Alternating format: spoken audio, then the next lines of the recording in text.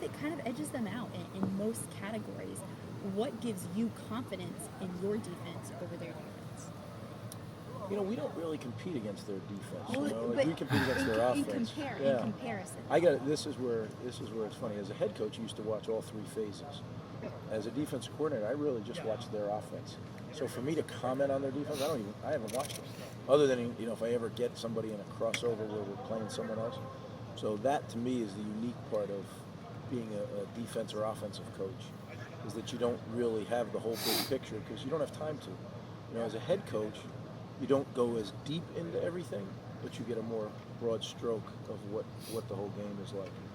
But the reason that I have confidence in our defense is our players. We have really, really good players, and our staff. I think our coaches do a heck of a job. So that's why I have confidence in our guys, no matter what we're doing. Your name was connected with a couple of jobs out there. How far along did you go in the search? Was there any real interest, or can you commit to coming back next year, or how do you see that playing out for you? I've made it a habit in my career never to talk about jobs other than one I have, unless I'm taking a different one. I really just have done that because there's so many different levels that go into it when you're at this level. When you're at this level of football, whether it's elite Division I football or the NFL, there's a lot of conversations that go on that never amount to anything, right? But just like you or anyone else in any career, when you do something long enough, you have a lot of relationships, so you know a lot of people. So, a call that may come across your desk isn't necessarily an official. Yeah, for Just sure. like someone might call you and say, "Hey, nobody's calling me, but get ready."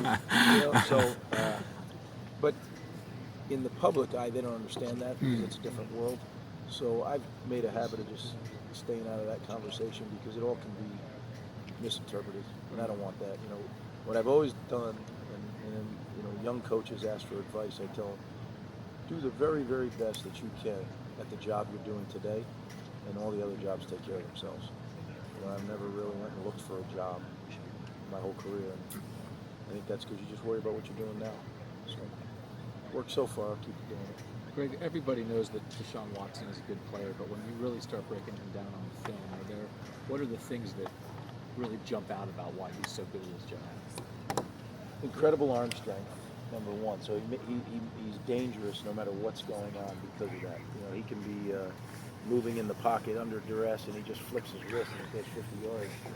And if you're not covering the way you're supposed to cover, it could be a big play.